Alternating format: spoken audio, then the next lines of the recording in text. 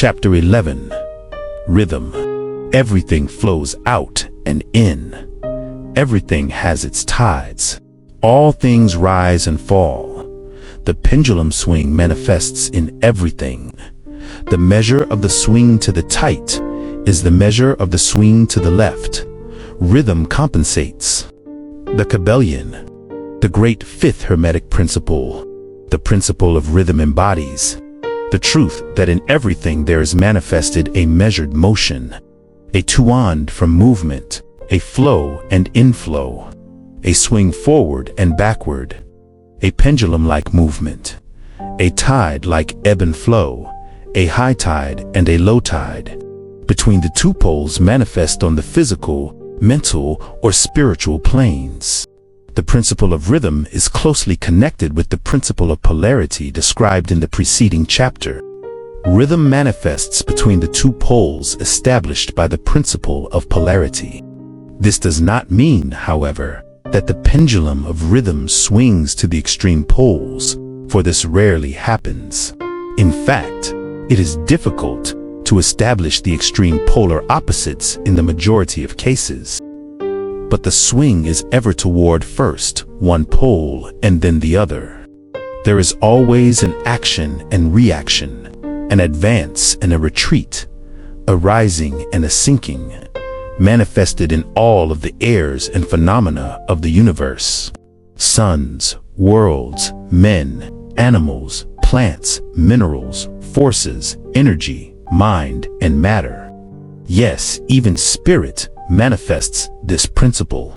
The principle manifests in the creation and destruction of worlds, in the rise and fall of nations, in the life history of all things, and finally in the mental states of man.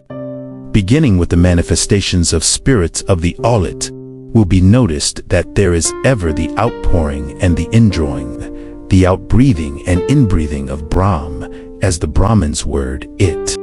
Universes are created, reach their extreme low point of materiality, and then begin their upward swing. Suns spring into being, and then their height of power being reached.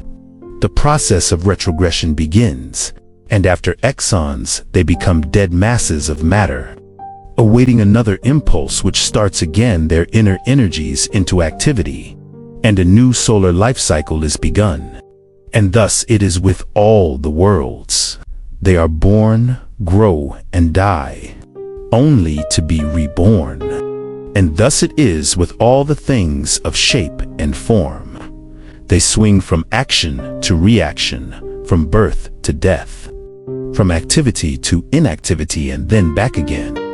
Thus it is with all living things. They are born, grow, and deoned, then are reborn. So it is with all great movements, philosophies, creeds, fashions, governments, nations, and all else birth, growth, maturity, decadence, death and then new. The swing of the pendulum is ever in evidence. Night follows day, and day night. The pendulum swings from summer to winter, and then back again. The corpuscles, atoms, molecules, and all masses of matter swing around the circle of their nature. There is no such thing as absolute rest or cessation from movement, and all movement partakes of rhythm. The principle is of universal application. It may be applied to any question or phenomena of any of the many planes of life. It may be applied to all phases of human activity. There is always the rhythmic swing from one pole to the other. The universal pendulum is ever in motion. The tides of life flow in and out according to law. The principle of rhythm is well understood by modern science and is considered a universal law as applied to material things. But the Hermetists carry the principle much further and know that its manifestations and influence extend to the mental activities of man, and that it accounts for the bewildering succession of moods, feelings, and other annoying and perplexing changes that we notice in ourselves. But the Hermetists, by studying the operations of this principle, have learned to escape some of its activities by transmutation. The Hermetic masters long since discovered that while the principle of rhythm was invariable and ever in evidence in mental phenomena, still there were two planes of its manifestation so far as mental phenomena are concerned. They discovered that there were two general planes of consciousness, the lower and the higher, the understanding of which fact enabled them to rise to the higher plane and thus escape the swing of the rhythmic pendulum which manifested on the lower plane. In other words, the swing of the pendulum occurred on the unconscious plane, and the consciousness was not affected. This they call the law of neutralization. Its operations consist in the raising of the ego above the vibrations of the unconscious plane of mental activity, so that the negative swing of the pendulum is not manifested in consciousness, and therefore they are not affected. It is akin to rising above a thing and letting it pass beneath you.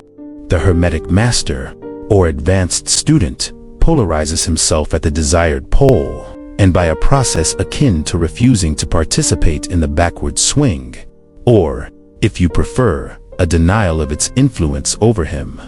He stands firm in his polarized position and allows the mental pendulum to swing back along the unconscious plane. All individuals who have attained any degree of self-mastery accomplish this, more or less unknowingly, and by refusing to allow their moods and negative mental states to affect them, they apply the law of neutralization. The master, however, carries this to a much higher degree of proficiency, and by the use of his will he attains a degree of poise and mental firmness, almost impossible of belief on the part of those who allow themselves to be swung backward and forward by the mental pendulum of moods and feelings. The importance of this will be appreciated by any thinking person who realizes what creatures of moods, feelings, and emotion the majority of people are, and how little mastery of themselves they manifest. If you will stop and consider a moment, you will realize how much these swings of rhythm have affected you in your life, how a period of enthusiasm has been invariably followed by an opposite feeling and mood of depression. Likewise, your moods and periods of courage have been succeeded by equal moods of fear. And so it has ever been with the majority of persons. Tides of feeling have ever risen and fallen with them, but they have never suspected the cause or reason of the mental phenomena. An understanding of the workings of this principle will give one the key to the mastery of these rhythmic swings of feeling, and will enable him to know himself better and to avoid being carried away by these inflows and outflows. The will is superior to the conscious manifestation of this principle, although the principle itself can never be destroyed. We may escape its effects, but the principle operates nevertheless. The pendulum ever swings, although we may escape being carried along with it. There are other features of the operation of this principle of rhythm of which we wish to speak at this point. There comes into its operations that which is known as the law of compensation. One of the definitions or meanings of the word compensate is to counterbalance, which is the sense in which the Hermetists use the term. It is this law of compensation to which the Kybalion refers when it says, "The measure of the swing to the right is the measure of the swing to the left." Rhythm compensates.